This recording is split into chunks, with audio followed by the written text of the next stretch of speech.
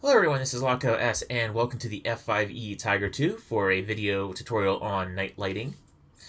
We are here at Incirlik Air Base. We moved out of the hangar because, believe it or not, the hangars at Incirlik Air Base are actually very well lit, so you don't really have to worry too much about night lighting in there during the start procedure. So I wanted to come out here where we have at least some light from these flood lamps so that the YouTube video doesn't show just a complete black blob. But it's still dim enough that we can actually see the effects of the actual lights turning on and off and the like before we get off into the air to showcase that up there. So, night lighting in the F-5E. If you need to, left Alt and L brings up the flashlight. So if you are in a completely dark cockpit, no external lighting, completely a new moon, you're not getting any light in your cockpit, left Alt and L toggles the flashlight on and off. So we're just going to leave it on here for the time being. Just to showcase some of the things before we manage to get our lights up and running. So you have your electrical panel down here. You want to find your battery, turn that on. Now, unfortunately, the battery only powers the floodlights. And it's weird.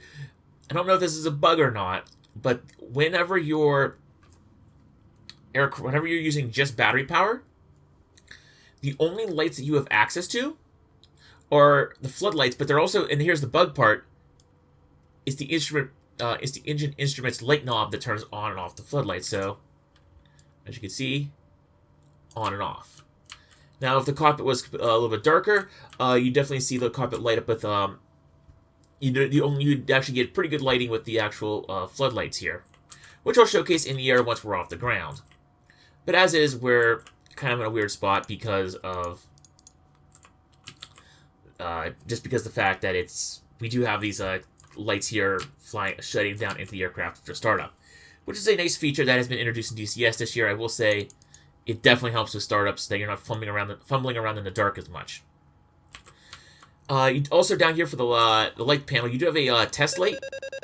You can test the warning lights, but it really doesn't do a whole lot. Generally in DCS, you're never going to have a problem with your warning lights being broken. Unfortunately, what is kind of broken is the brightness and the bright and dim switch for your warning lights cannot be changed. So these will always be super bright at night, and it's kind of annoying, but it is what it is. So with the instrument panel being our only light that we can for floodlights, to get the other lights to come on into the aircraft, we actually need to do either one of two things. We can go ahead and select ground power, or we can start up the aircraft, and then once the aircraft's alternators turn on, then we'll actually get the full effect of the lighting. But we're going to go ahead and use the ground electric power here. Chief, turn on the ground power. To get that going. Copy. Ground power is now on. Alright, so with either ground power enabled or the engine's running, which we will get started fairly soon, we're going to go, the instrument, you now actually have a bit better control with your lighting. So the flood lighting is now controlled by the floodlights knob appropriately, as such. And they actually are now dimmable and controllable like here. So there you go. They're dimmable and controllable here with the floodlight knob. The console light lights up everything on this side of the world right here. Down this it's the center and lower left. You can adjust the brightness there. The instrument panel light lights up lights up these gauges up here. The flight instrument panel light lights up all these instruments up here.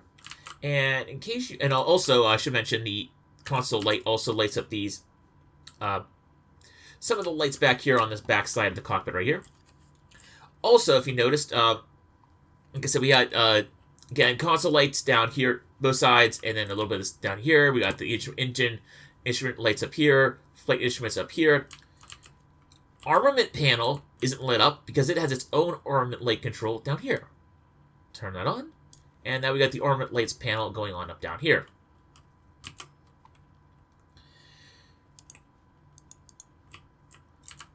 Weirdly, it is weird that that again, like the engine instrument panel light, whenever the aircraft's on battery, does control the floodlights, but it is a thing.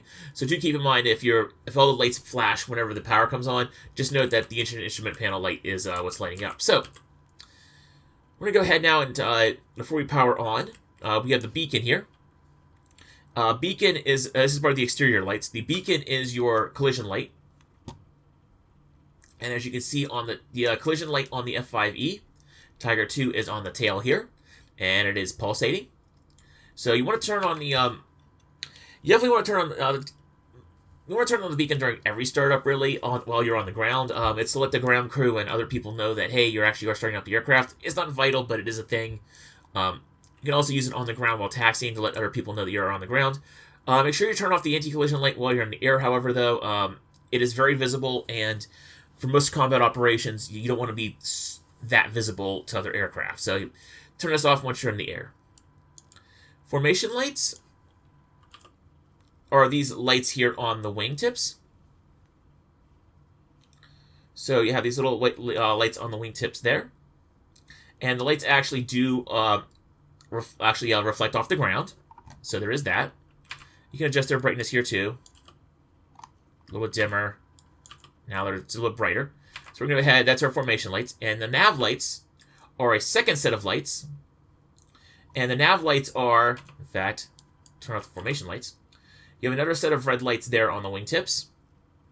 You have a white beacon light up on the tail, as well as these flashing lights here on the inlets as well. So you definitely have quite a bit of lights here on the F-5E. You can definitely have just one of these on or off at the time. Actually, flashing, I should mention, with the exterior nav is all the way on. If you just want solid, go there. So let's zoom in on the control there. So as you can see, with the exterior nav, with the nav lights, you can go to bright, you can all the way up here to bright, and then past bright, that's when they start flashing. So I would say put it up to bright. Don't put it on flashing. It gets partially, it kind of gets annoying to other players while you're on multiplayer servers, but also it just makes you a very, very visible target. However, if you notice, the red and green intake lights, however, do not turn on whenever you have that off. So if you want to, go ahead, put on flashing. It's not the end of the world. But it does get annoying sometimes if you just leave them on for no really good reason. Plus, it makes you super visible. We're going to go ahead and turn on our lights to make sure that other people know that we are in the combat area, so or that we are visible and we are very well seen. Go back to our normal view here. Alright, that covers that. The only thing we have to cover now is our HUD sight, so we can turn on the HUD sight there. If we want to turn on the lighting on the HUD sight so we can actually see what we're doing when we take off, there is this panel light button here. Press that, that pops up. We can turn up and down the intensity of the reticle here with this switch right here in the middle. So you want to turn it down to the point where it's not blooming, so like you can definitely see a little bit of bloom around the reticle when it's that bright. Turn it down right there, and you'll get a nice, crisp, clear reticle that doesn't blind you. We're good there. RWR panel has a dimmer here. It doesn't get super dim, but you can do that to turn it down. And then you also have a brightness knob here for the RWR.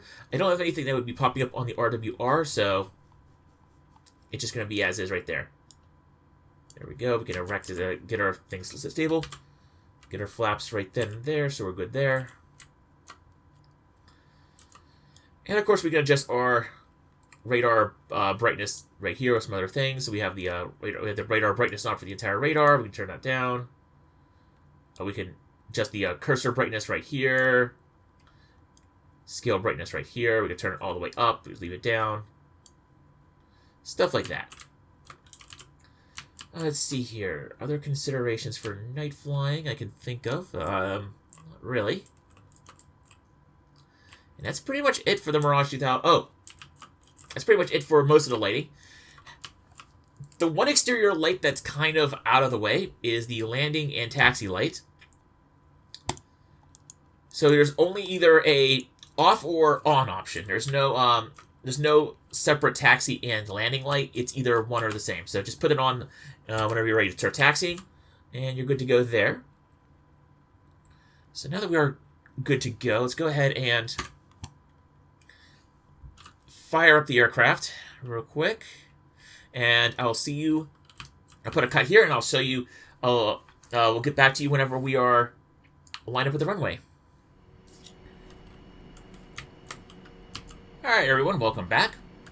So now that we're away from the floodlights back there, we can see we can definitely see the cockpit is.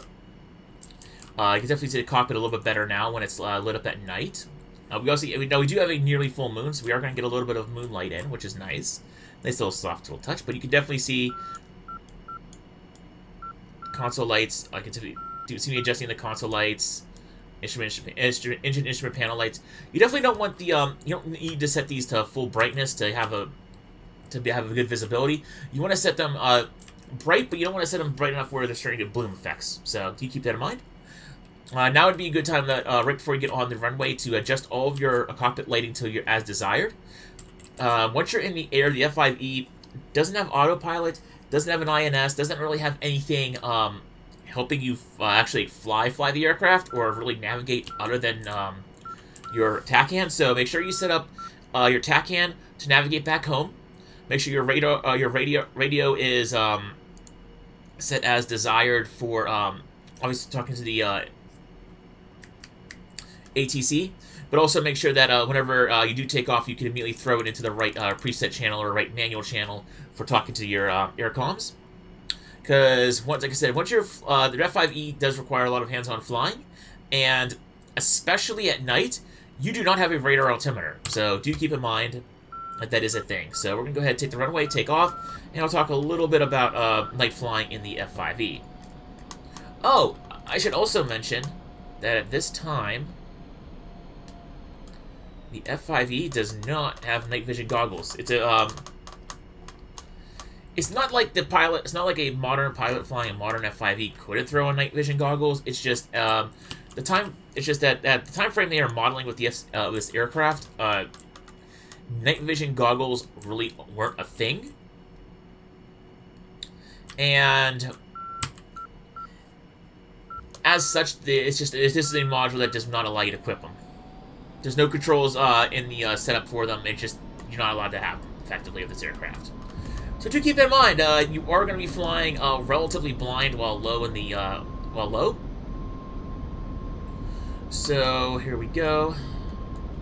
Set our trim up a bit.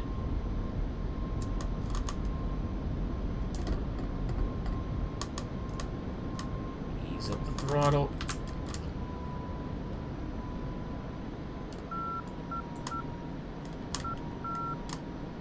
Again, you want to be very careful while flying at night in the F-5E. Normally, flying the F-5E does require a lot of attention. However, flying at night in the F-5E is a whole other ballgame. In fact, I wouldn't recommend flying the F-5E on...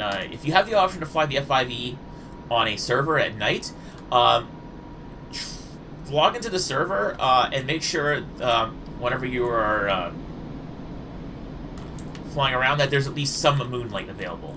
If you try to fly the F-5E on a night mission where there is no light, either heavy cloud cover basically blocks this moonlight, or there's like it's like a new moon, be prepared to only do air-to-air missions, because that's the only thing that you're going to be really able to do effectively without risking crashing into the ground. Something also I should mention is that if you are going to be doing night flying in the F-5E, you want to actually use, instead of you want to use this altimeter here, instead of as a barometric sea level altimeter, you want to use this altimeter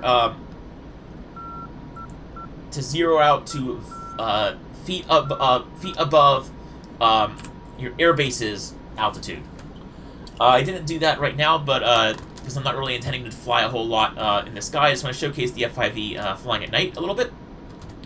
But if you want to do a mission in the F-5E at night, and you know you're going to be landing, especially if you know you're going to be landing at your airbase at night, go ahead and zero out the altimeter at your home airfield, or the one that you have the TACAN beacon set to that you're going to be landing to, and then that way, when you come in to land, you'll be able to use that to get a better sense of your altitude above the airfield. Now, you can do night attack missions in the F-5E at night. It's not saying you can't do ground attack missions, but again, you're going to want to be careful. You really want to be using the... You definitely want to be careful. You definitely want to use the moonlight to try to get an idea. You can even cheat a little bit and adjust your computer's gamma to see it a little bit better at night. It's definitely not recommended that this aircraft is used for ground attack operations at night. But that's really it in the F-5E for night lighting. There really isn't much to go over. It is a I will say this this cockpit is beautiful at night, and it is also beautiful to look around, fly around at night. You do have fairly good visibility in the F-5E cockpit, so it is cool to like look around, fly around at night. You can see they did recently redo the lighting for all of these modules, and now the you can actually see the flashing red navigation lights actually bounce off the Sidewinder and the flare pod right there. In fact, that pod right there, if you do want to do night attack in the F-5E, that pod right there is going to be your solution. It's a bit of an odd one, but it is a possible solution if you want to do night attack over a ground target area. So I will cover that in a separate video, which I will be recording after I finish, after I wrap up this recording, which is right now. So until next time, this is LockOS signing out from DCS World for night flying in the F-5E. And before I end the video for good, there's what the F-5E's floodlight looks like in a completely dark scenario. So, give me an idea of what it looks like at night. It's also very pretty. I will say, F-5E has its flaws. It's not the most modern aircraft. It can really, ET could really give it some love, but there are just some things like the night lighting in this aircraft that make it look gorgeous. So, see you all later.